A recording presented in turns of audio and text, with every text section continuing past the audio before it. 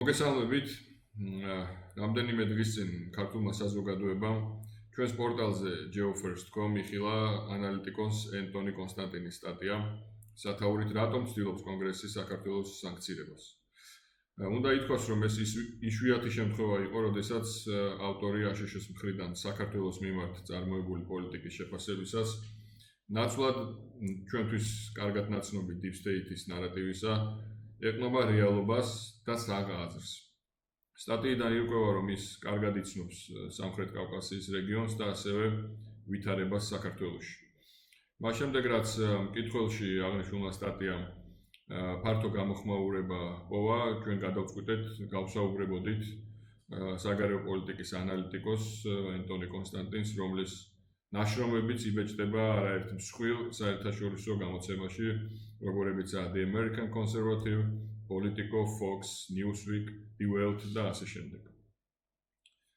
გამარჯობა ენტონი. მოხარული ვარ, რომ თქვენთან საუბრის შესაძლებლობა მომეცა. უპირველესად მინდა მადლობა გადაგიხადოთ თქვენი ბოლო სტატიის გამო, რომელიც Deep State-ის ლიბერალური პროპაგანდის ნაცვლად, რასაც დასავლური მედიის უმეტესობისგან ვისმენთ, რეალობას და საღაზრს ეფუძნებოდა. სტატიამ შესანიშნავი გამოხმაურება პოვა ქართულ საზოგადოებაში. ჩვენ დიდად ვაფასებთ თქვენს სამართლიან დამოკიდებულებას ამერიკას საქართველოს ურთიერთობების მიმართ. ქართული საზოგადოებისთვის მეტად მნიშვნელოვანია ისმენდნენ ისეთ ხმებს, როგორიც თქვენია, ასე რომ დავიწყოთ. დიდი სიამოვნებით. თქვენ გააკრიტიკეთ მეგობარი აქტი და მას უწოდეთ არასწორი საგარეო პოლიტიკის ნაყოფი. ორივეს გვესმის, რომ ეს კანონი მხოლოდ პატარა ნაწილია ბევრად დიდი კონტექსტისა. ასე რომ პირდაპირ გითხავთ. თქვენი აზრით, რეალურად რა სურს შეერთებულ შტატებს საქართველოსგან? რა თქმა უნდა, ისეთი რიტორიკის მიღმა, როგორიცაა დემოკრატიის უკუსვლა და სხვა მსგავსი უსაფუძვლო ბრალდებები. უპირველესად, მადლობა კიდევ ერთხელ. როცა შეერთებულ შტატებზე ვსაუბრობთ, ვფიქრობ, მნიშვნელოვანია ერთმანეთისგან განვასხვაოთ ტრამპამდელი და ტრამპის შემდგომი ეპოქები. ტრამპამდე, ბოლო 30 წლის განმავლობაში ცივი ომის შემდგომ ამერიკას მართავდა ის ძალა, რომელსაც ჩვენ ვაშინგტონის ჭაობს, ან უნიპარტიას უწოდებთ. ძირითადად ლიბერალი ინტერნაციონალისტების დაჯგუფება, რომლებსაც ყველა ერის დემოკრატიად გადაქცევა უნდოდათ. და ჩვენ ამაზე მოგვიანებით შეგვიძლია ვისაუბროთ. თუ რატომ უნდოდათ ეს? აღნიშნული მიდგომა განსხვავდება რეალიზმზე დაფუძნებული ტრამპის ეპოქისგან, რომელსაც დიდად არადარდებს თუ რა სახის დემოკრატია ან მთავრობა იქნება, თუ ამერიკის ინტერესები არ შეილახება. ამ იდეიდან მოდის ამერიკა უპირველეს ყოვლისა. ასე რომ ლიბერალ ინტერნაციონალისტებს სურდათ, რომ საქართველოს სახით ყოლოდათ მოკავშირე, რომელიც რუსეთის წინააღმდეგ ინსტრუმენტი იქნებოდა. ისინი ეფექტიანად ცდილობდნენ რუსეთის ირგვლივ დასახლებული ტერიტორიების გასწვრივ განლაგებას და იქიდან რუსეთის შევიწროებას. რასაკვირველია, ისინი ამის უარყოფას ეცდებიან. ეცდებიან თქვან, რომ უბრალოდ დემოკრატიის გავრცელებას ცდილობდნენ. მაგრამ ეს არ არის ის, რასაც სინამდვილეში აკეთებდნენ. ტრამპის ადმინისტრაცია ჯერ კიდევ შედარებით ადრეულ ეტაპზეა. მათი პოლიტიკა საქართველოს მიმართ უფრო გაურკვეველია და კითხვის ნიშნის ქვეშაა, რადგან ამ ეტაპზე ყალიბდება, რა შედის ამერიკის ინტერესებში და რა არა. გარდა ამისა, როგორც აღნიშნეთ, ბევრს მუშაობენ იმაზე, რომ ის ადამიანები ჩამოიშორონ, რომლებიც ვაშინგტონში დიდი ხნის განმავლობაში საქმეებს აფერხებდნენ. ასე რომ ესეც მნიშვნელოვანია. დიახ, ჩვენ მოვისმინეთ სხვადასხვა მოსაზრება და შეხედულებები. მათ შორის CIA-ის, ასევე დაზვერვის ხელმძღვანელის ტულსი გაბარდის განცხადება, რომელმაც თქვა, რომ Deep State მყარად იყო წარმოდგენილი ყველა სამთავრობო ორგანოში. ჩვენ ახლა ვხედავთ ბრძოლას ტრამპის ადმინისტრაციასა და Deep State-ის ჯგუფებს შორის. რა თქმა უნდა, სახელმწიფო მდივანმა მარკო რუბიომ სახელმწიფო დეპარტამენტის 1300 თანამშრომელი გაათავისუფლა, მაგრამ მათ ჯერ კიდევ ჰყავთ თანამშრომლები, რომლებიც დღემდე ანონიმურ მესიჯებს ავრცელებენ. განაგრძეთ ბრძოლა.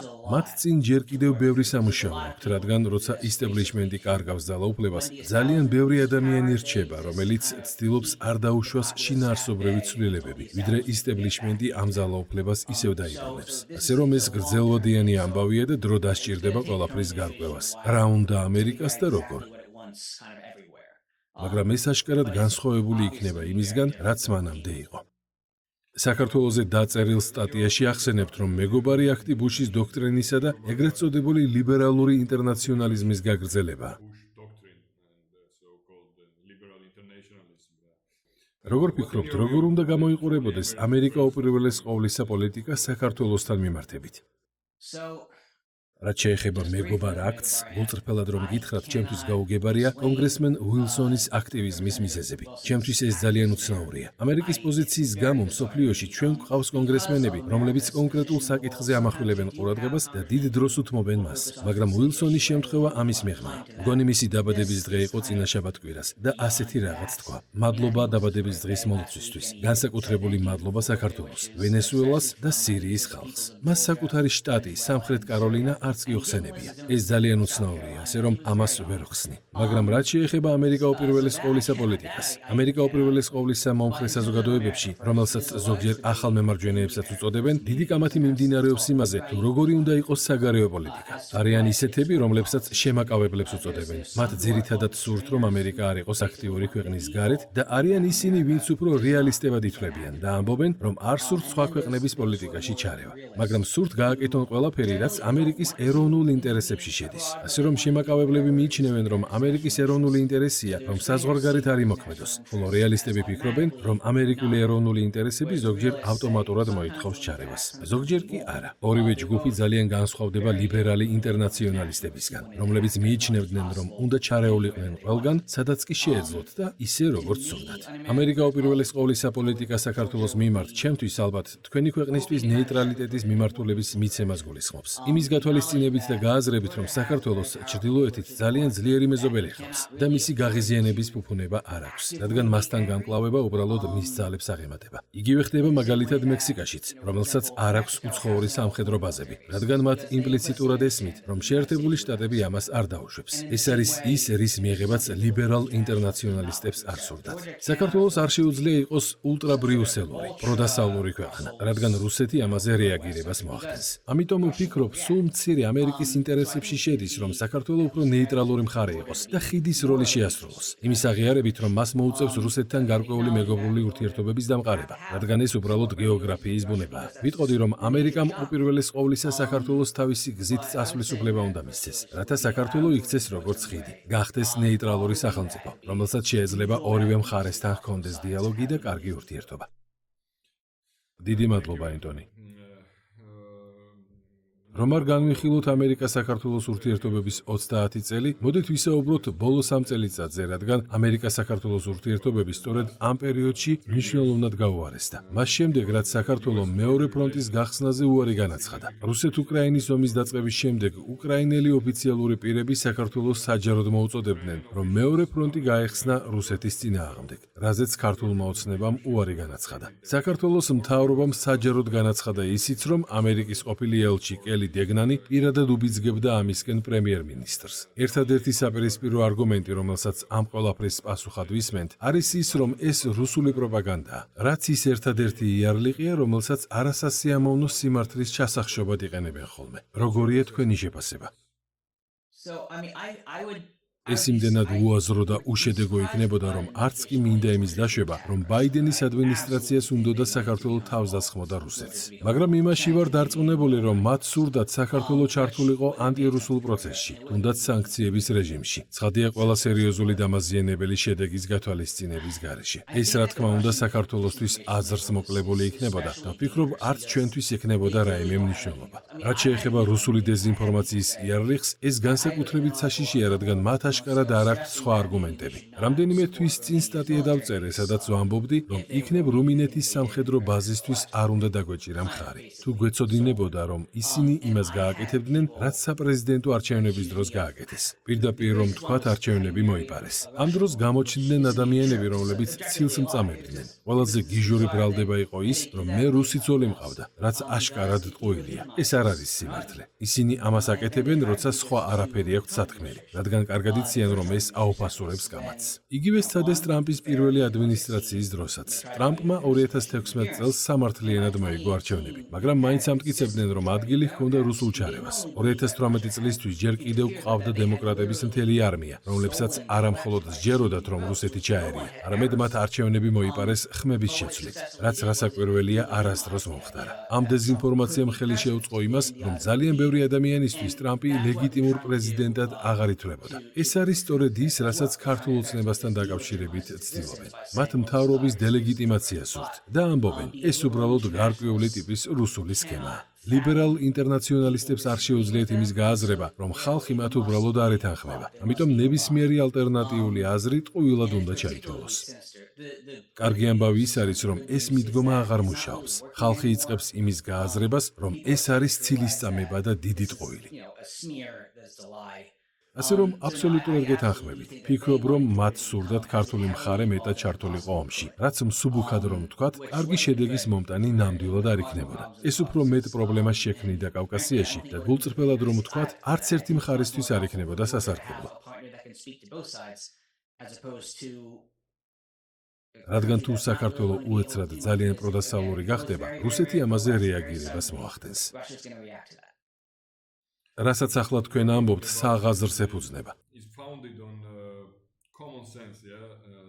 ტრამპი მსოფლიოს დაჰპირდა, რომ საღაზრის რევოლუციას მოაწყობდა. თავად როგორ ხედავთ ამ პროცესს? შესაძლებელია, რომ საღმა აზრმა იმძლავროს და ამ ბრძოლაში გაიმარჯვოს.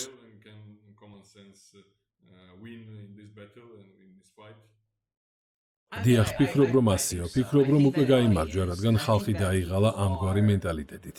They're tired of this sort of mentality where let's მოდით შევხედოთ, რის გაკეთებას სურდათ ლიბერალ ინტერნაციონალისტებს.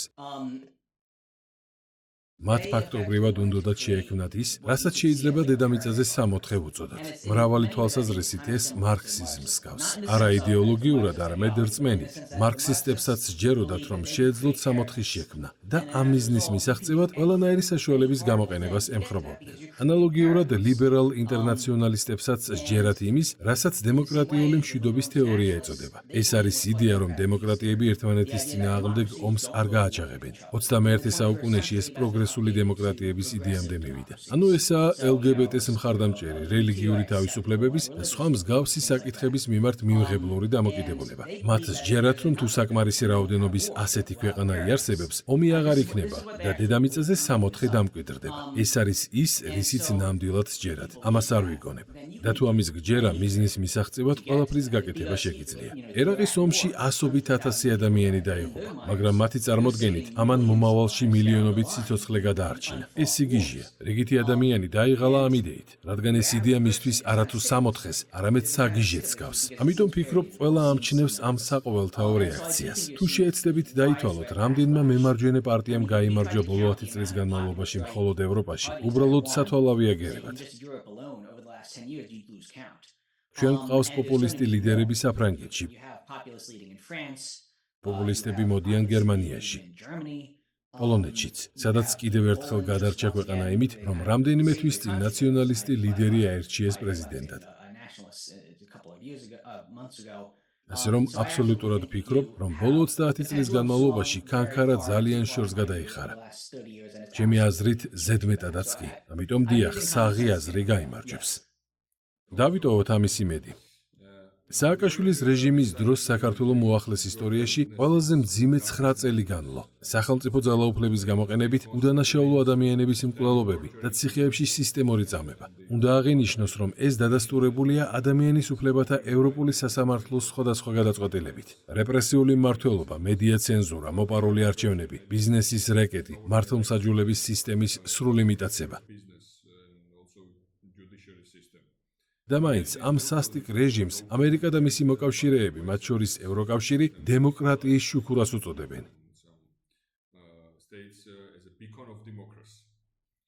ახლა როცა ამ დარღვევებიდან ერთსაც კი არ აქვს ადგილი, დღევანდელ მთავრობას ამერიკასა და ევროკავშირის მმართველი ძალები დემოკრატიის უკუსვლაში ადანაშაულებენ. უბრალოდ იმის გამო, რომ იგი უპირისპირდება უცხოურ გავლენას, იცავს საკუთარ სუვერენიტეტს და ცდილობს მშვიდობის შენარჩუნებას. როგორ ახსნით ამ აშკარა ფარისევლობას? რთულია სხვა სახელი მოუძებნო ამ ყველაფერს. დიახ, რასაკვირველია, ეს 100%-იანი ფარისევლობაა და ფიქრობ უკავშირდება იმას, რასაც ვამბობდი. მათ ნამდვილად სჯერათ, რომ სამოთხეს ქმნიან. ამ ხალხმა უამრავი ქვეყანა დაიპყრო. მათ არ ადარდებთ ფარისევლობა. ეს არაფერია. როცა 400,000 ერაყელს კლავ და თითქოს მსოფლიოს გადარჩენას ცდილობ, ფარისევლობა უბრალოდ არ გაღელვებს. ასე რომ, როდესაც საქმე ეხება ფარისეულობას საქართველოსთან მიმართებით, ეს მათთვის არაფერს ნიშნავს. მოდით შევხედოთ კაია კალასს, ევროკავშირის უმაღლეს წარმომადგენელს საგარეო საკითხებში. იგი ესტონელია, ასე რომ მისი სკეპტიციზმი რუსეთის მიმართ გასაგებია, მაგრამ ის აღარ არის ესტონეთის პრემიერ-მინისტრი. იგი ევროკავშირის საგარეო პოლიტიკის უმაღლესი წარმომადგენელია. და რას აკეთებს? აზერბაიჯანში მიფრინავს და საუბრობს იმაზე, თუ რამდენად ფანტასტიკურია ეს ქვეყანა. მე არანაირი პრობლემა არ მაქვს აზერბაიჯანთან. აზერბაიჯანი ჩვენი მეზობელი და სტრატეგიული პარტნიორია. კარგი ურთიერთობები გვაქვს. კი, კარგი ქვეყანაა, მაგრამ შეგვიძლია იმის თქმა, რომ პროგრესული დემოკრატიაა? არა, მაგრამ ის აკეთებს იმას, რასაც ამბობს, რომ გააკეთებს. და კალას ამასთან დაკავშირებით არავითარი პრობლემა არ აქვს. ეს აშკარა ფარისეულობაა, მაგრამ ეს ემსახურება საბოლოო მიზანს, რომ დაანგრიონ რუსეთი და გაავრცელონ დემოკრატია. ამიტომ ფარისეულობად არ აღიქვამენ. ეს ფარისეულობაა, მაგრამ არ ადარდებთ, რადგან მათი ფარისეულობა ემსახურება გრძელვადიან დეკლარირებულ მიზანს. შექმნან 64 დედამიწაზე. ისინი ახლა სირიის ახალ მთავრობასაც კი აქებენ, როგორც დემოკრატიულ მთავრობას. თუმცა ყველას კარგად გვახსოვს ის, თუ რას აკეთებდნენ ისინი არა მხოლოდ წარსულში, არამედ ახლაც, გულისხმობ ქრისტიანებისა და ალავიტების წამებებსა და მკვლელობებს.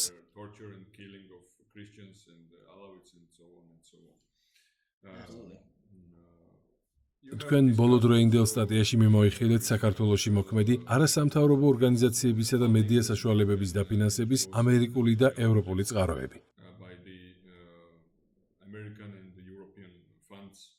ეს ფინანსური რესურსები არ მიემართებოდა საქართველოში დემოკრატიის განსამტკიცებლად. არამედ მათი მიზანი იყო ძირი გამოეთხარათ საქართველოს სუვერენიტეტისთვის. ამ ფულით ფინანსდებოდა შეტევა საქართველოს მართლმადიდებელ ეკლესიაზე, ტრადიციულ ღირებულებებზე. წლების განმავლობაში ამ ფულით ხდებოდა რევოლუციური პროცესების მხარდაჭერა. ამ მხრივ აღსანიშნავია, რომ რამდენიმე ასეთი ფონდი, მაგალითად USAID და NED, პრეზიდენტმა ტრამპმა დახურა. ამასთანავე ამ ორგანიზაციების მიმართ მთელი მსოფლიოს მასშტაბით სერიოზული ბრალდებები არსებობს კორუფციისა და შიდა პოლიტიკური ჩარევის თვალსაზრისით. როდესაც ქართულმა ოცნებამ საკანონმდებლო ინიციატივა წამოაყენა გამჭვირვალობის შესახებ უცხოეთიდან დაფინანსებული ორგანიზაციებისთვის, რომელიც პირდაპირ თარგმანია, იდენტურია ამერიკაში მოქმედი ფარას კანონისა. დასავლეთმა და მათ მიერ კონტროლირებულმა მეინსტრიმ მედიამ ის მაშინვე რუსულ კანონად შერაცხა.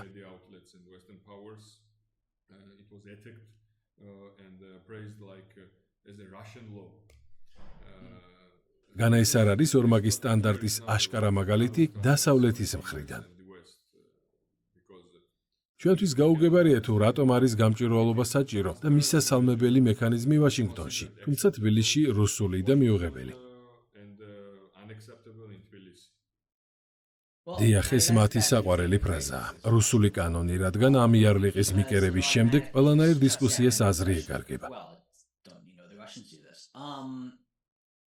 მთელი ეს მიდგომა გამომდინარეობს ლიბერალ დემოკრატების აზროვნებიდან, რაც იმას გულისხმობს, რომ თუ მათ არ ეთანხმებით, ესე იგი თქვენშია პრობლემა. ჩვენ ქრისტიანებს გვწამს, რომ ქრისტე დაბრუნდება და 64 დაისადგურებს. თუმცა მანამდე 64 დედამიწაზე ვერ გვექნება, რადგან ჩვენ დაცემულნი ვართ. ამ ბიჭებს კი სჯერათ, რომ შეუძლიათ დედამიწაზე 64 შექმნან და სწორედ ამიტომ იქცევიან ისე, როგორც იქცევიან. მე კომუნისტი მეგობრებიც მყავს და ხშირად ვეკითხები, თუ როგორ აპირებენ ასეთი სამყაროს შექმნას, რის გამოც ხშირად განიცდიან ფრუსტრაციას. რადგან პასუხის მოძებნა უჭირთ. ასევე არიან ლიბერალებიც, ასე რომ თუ ამერიკის შეერთებულ შტატებს სურს ფარას მსგავსი კანონი ჰქონდეს, ეს ლეგიტიმურია, რადგან მან უნდა დაიცვას მისი დემოკრატია. თუმცა მათთვის გაუგებარია, რატომ სურს საქართველოს ანალოგიური კანონის არსებობა. ლიბერალებმა ხომ თავად იციან, რა არის კარგი და რა არა ქართველებისთვის. ამიტომ თუ თქვენ ეცდებით თავად განსაზღვროთ, რა გჭირდებათ, ესე იგი თქვენ ცუდი განზრახვები გაქვთ. ასე არის მოწყობილი ლიბერალების გონება. წარმოიდგინეთ, მე რომ სახლს ვაშენებდე, რომელსაც მყარი კედლები და მტკიცე უსაფრთხოების სისტემა ექნება. თუმცა თქვენ შენიშვნას გაძლევდეთ იმავეს გაკეთების გამო. თქვენ კი გსურთ, რომ ისე იყოს თქვენი სახლი დაცული, რომ ვერავინ შეძლოს შემოჭრა. მაგრამ ლიბერალები არ აღიარებენ, რომ ისინი თქვენთან იჭრებიან. ისინი თამაშობენ, თითქოს მათ მხოლოდ და მხოლოდ სიკეთის გაკეთება სურთ თქვენთვის. და არ ესმით თუ როგორ შეიძლება ვინმემ გაბედოს მათი შეჩერება. ვფიქრობ, მომავალ წლებში თქვენ უფრო და უფრო ხშირად იხილავთ ტრამპის ადმინისტრაციიდან და მომავალი ადმინისტრაციებიდანაც, რომ მათ ასეთი მიდგომა აღარ ექნებათ საქართველოს მიმართ. თუ საქართველოს სურს არასამთავრობო ორგანიზაციები არ ფინანსდებოდნენ გაუმჭვირვალედ, რაც სავსებით ლოგიკურია. ამას მომავალში დიდი წინააღმდეგობა ამერიკის მხრიდან აღარ ექნება. პრინციპში ჩვენც იმავეს ვაკეთებთ. ცოტა ხნის წინ დავხურეთ USAID და ვცდილობთ სხვა მრავალი ორგანიზაციის თავიდან მოშორებასაც. თუმცა რასაკვირველია ბაიდენის ადმინისტრაციისთვის, ასევე მისი წინამორბედებისთვის, ის რასაც ახლა ტრამპი და საქართველოს მთავრობა აკეთებენ, სახეში სილის გაწვნის ტოლფასია. მათთვის თქვენ ბოროტ მოქმედები ხართ, რადგან არ აძლევთ გმირებს თავისუფლად მოქმედების საშუალებას. ახლა ასეთი აზროვნების აშკარა მარგინალიზაცია ხდება. მისგან სრულ გამიჯნას შესაძლოა გარკვეული დრო დასჭირდეს, რადგან საშუალო რგოლში მომუშავე ჯერ კიდევ ბევრ ადამიანს შეიძლება ჰქონდეს ასეთი ლიბერალურ ინტერნაციონალისტური შეხედულებები. ასე რომ გარკვეული დრო დასჭირდება იმის დადგენას, თუ ვინ არის ჭეშმარიტად ამერიკა უპირველეს ყოვლისა გუნდში და ვინ არა. ჩვენ ახლა მოწმენი ვართ იმისა, რომ ბრიუსელი, ევროკავშირის ინსტიტუტები ამერიკული deep state-ის გავლენის ქვეშ არიან.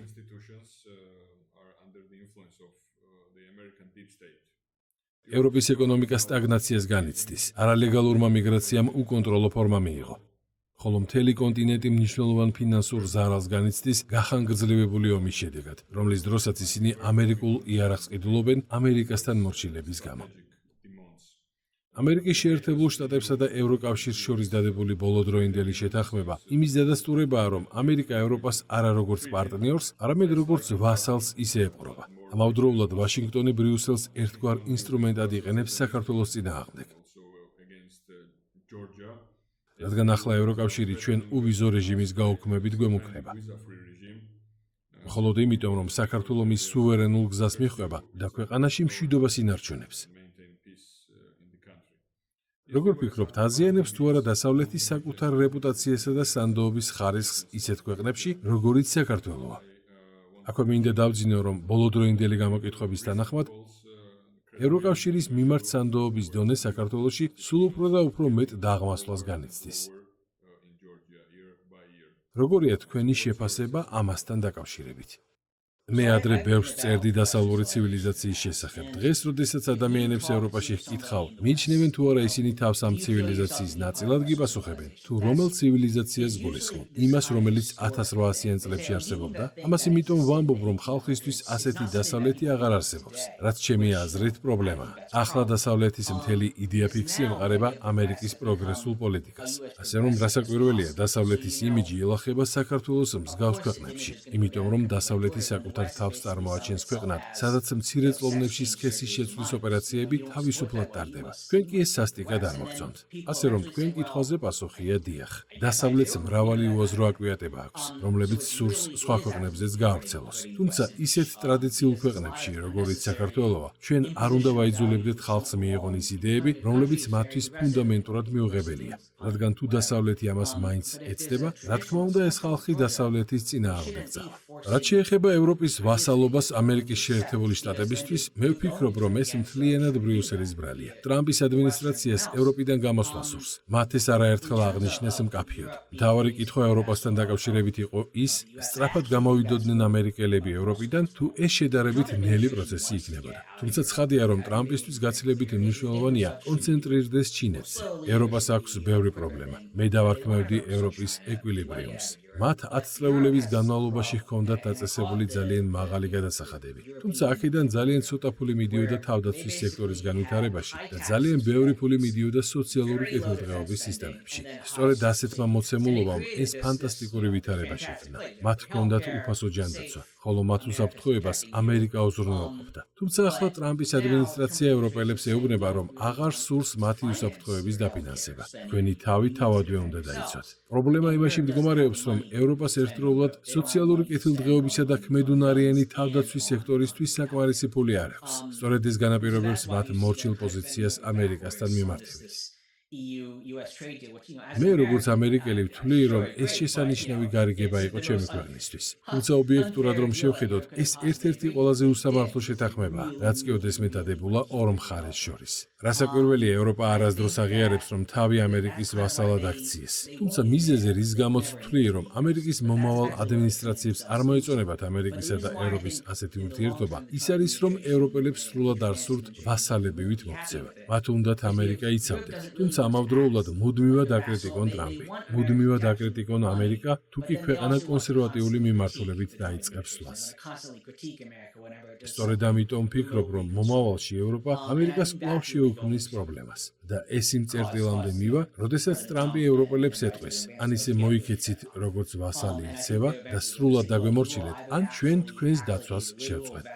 საბოლოო ჯამში ვფიქრობ, ამერიკა ევროპის დაცვაზე ადრე თუ გვიან მაინც იტყვის უარს.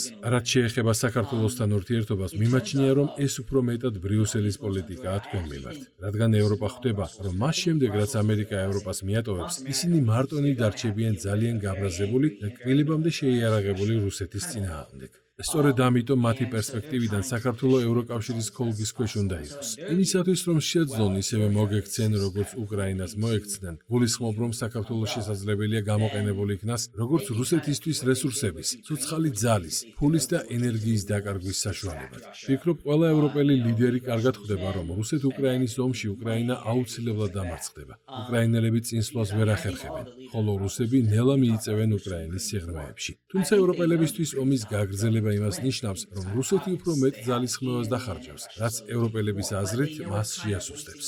ვფიქრობ, სწორედ ასეთივე საშუალებად განიხილავს ბრიუსელი საქართველოსაც. ერთგვარ რუსეთის შემაწუხებელ იარაღად, ხიჭვად რუსეთის გვერდში, რაც რასაკვირველია საქართველოსთვის კარგი არ არის. რაც შეეხება ტრამპის ადმინისტრაციის შეხედულებას ამ საკითხთან დაკავშირებით. ჯერჯერობით ტრამპის ადმინისტრაცია ძალიან არის დაკავებული სხვადასხვა მსოფლიო პრობლემით. განსაკუთრებით რთული მდგომარეობაა, რადგან უამრავი საქმის გაკეთება უწევთ მეორე ვადის დროს. ასე რომ გარკვეული დრო იქნება საჭირო იმისათვის, რათა ახლანდელი ადმინისტრაციის შეხედულებები საქართველოსთან მიმართებით სრულად ცხადი გახდეს. ამჟამად არსებული ბუნდოვანების გამო მოხერხდა მეგობარი აქტის მიღება წარმომადგენელთა პალატაში. თუმცა საბოლოო ჯამში ვფიქრობ, რომ ეს კანონი დღის სინათლეს ვერ იხილავს. მეგობარ აქტს სენატი ჯერ კიდევ არ გაუვლია. ასე რომ დიდი შანსია ის საერთოდ არ იქნას მიღებული. ვფიქრობ, ახლა შესანიშნავი დროა ქართველი მაღალი რანგის პოლიტიკოსები დაუკავშირდნენ კონგრესმენებსა და სენატორებს ამერიკაში და აუხსნან, თუ რატომ იქნება ამ კანონის მიღება ცუდი იდეა.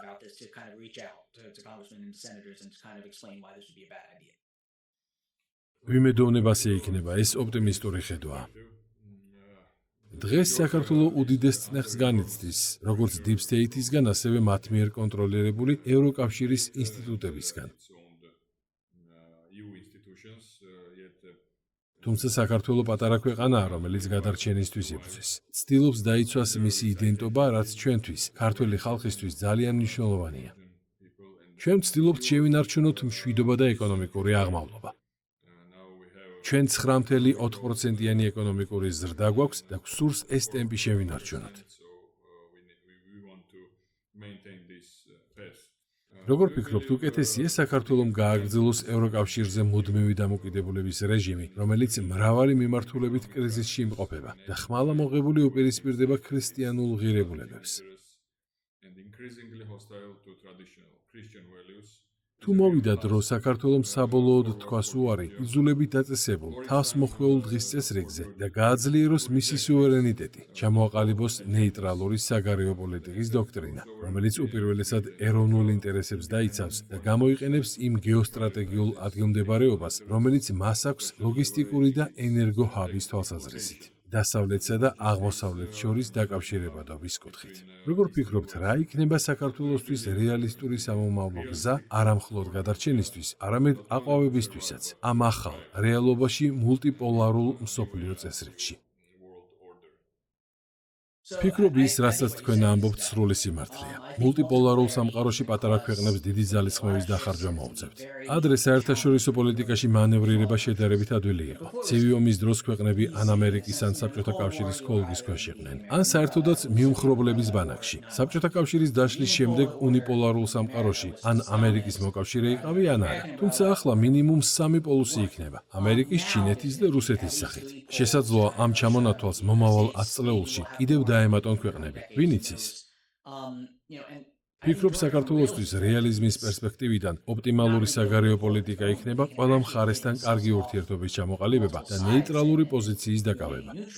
უბრალოდ შეხედეთ ავსტრიას. ისინი მთელი ცივი ომის განმავლობაში ინარჩუნებდნენ ნეიტრალიტეტს და მათ საოცარ შედეგებს მიაღწიეს ორივე მხარესთან თანამშრომლობით. ავსტრიელები ძალიან გამდიდრდნენ ამ პოზიციის შედეგად. არც არავის უცდია მათ თავს დასხმოდა. მიუხედავად იმისა, რომ ეს ქვეყანა პრაქტიკულად რკინის ფარდის შუაში მდებარეობს. ფიქრობ, ახლა ის, რაც საქართველომ უნდა გააკეთოს, არის დასავლეთში საკუთარი პოზიციის აქტიური ლობირება. ნამდვილად არ მსიამოვნებს ამის აღიარება, თუმცა ქართული ოპოზიცია ძალიან კარგად ახერხებს ბრიუსელსა და ვაშინგტონში შეღწევას და ადგილობრივი პოლიტიკოსებისთვის თავის მოწონებას. ისინი მათეობნებიან, შეხედეთ, რა საშინელებები ხდება საქართველოში. ჩვენ თქვენი დახმარება გვჭირდება. სწორედ ამიტომ ფიქრობ, რომ ის, რაც ქართულმა ოცნებამ უნდა გააკეთოს, არის ის, რაც ბულგარეთის აღორძინების პარტიამ გააკეთა. ისინი პერმანენტულად სტუმრობდნენ ვაშინგტონს, ხვდებოდნენ კონგრესმენებსა და გავლენიან პირებს და ნელ-ნელა ცვლიდნენ ნარატივს მათ შესახებ.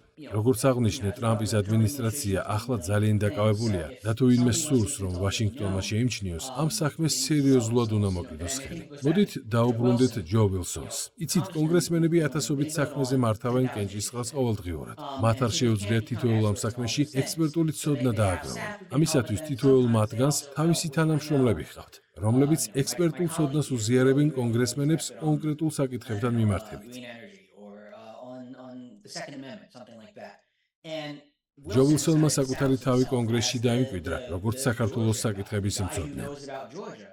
ასე რომ, თუ კონგრესმენი ხართ და არ იცით რა ხდება საქართველოზე კონკრეტული ინიციატივის მიღების დროს, ურეკავთ ჯო ვილსონს და ეკითხებით აზრს.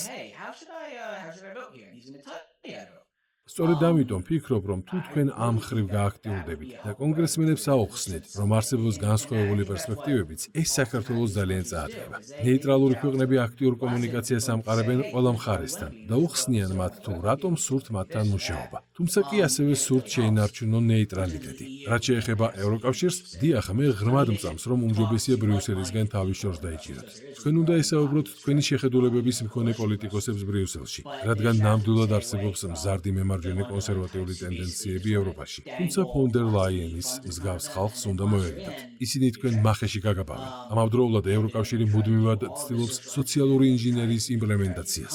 მათ ეს სცადეს პოლონეთში, უნგრეთში, სლოვაკეთში და ახლა იმავეს ცდილობენ საქართველოშიც. ასე რომ საქართველოს ევროკავშირში გაწევრიანების საკითხთან დაკავშირებით, რასაკვირველია ეს კარგად ჟღერს, თუმცა უნდა იცოდეთ, რომ სუვერენიტეტს დაკარგავთ. მომავალ 10 წელიწადში ევროკავშირის უზენაესი სასამართლო მოგიბრუნდებათ და გეტყვით, რომ უნდა დაუშვათ 5 წლის ბავშვებისთვის სქესის შეცვლის ოპერაციები. თუ არ დაემორჩილებით, დაგასანქცირებენ. ყოველივე ზემოაღნიშნულიდან გამომდინარე მჯერა, რომ თუ ქართული ოცნების წარმომადგენლები ბრიუსელსა და ვაშინგტონში უფრო მეტად საერთო შეხედულებების მქონე პოლიტიკურ ფიგურებსა და გავლენიან პირებს დაელაპარაკებიან, საქართველოსთვის ნეიტრალიტეტის გზა რეალური გახდება, რითაც მომავალ 10 წლეულებში საქართველო უდიდეს სარგებელს ნახავს, როგორც ეს ავსტრიასა და შვეიცარიაში მოხდა.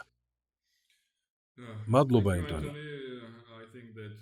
ქართველი მაყურებლისთვის და საზოგადოებისთვის თქვენ მიერ გაჟღერებული პოზიციების მოსმენა სასიამოვნო იქნება და პოზიტიური უკავშირიც ექნება. გმადლობთ, რომ დრო დაგვითმეთ. ვაფასებ თქვენს სამართლიან დამოკიდებულებას საქართველოში არსებული სიტუაციის მიმართ. ვიმედოვნებ საქართველოშიც შევხვდებით. დიახ, რასაკვირველია. დიდი მადლობა თქვენ. ყველაფერს საუკეთესოს გისურვებ. გამოიწერე და გაიგე ამბები ლიბერალური ცენზურის გარეშე.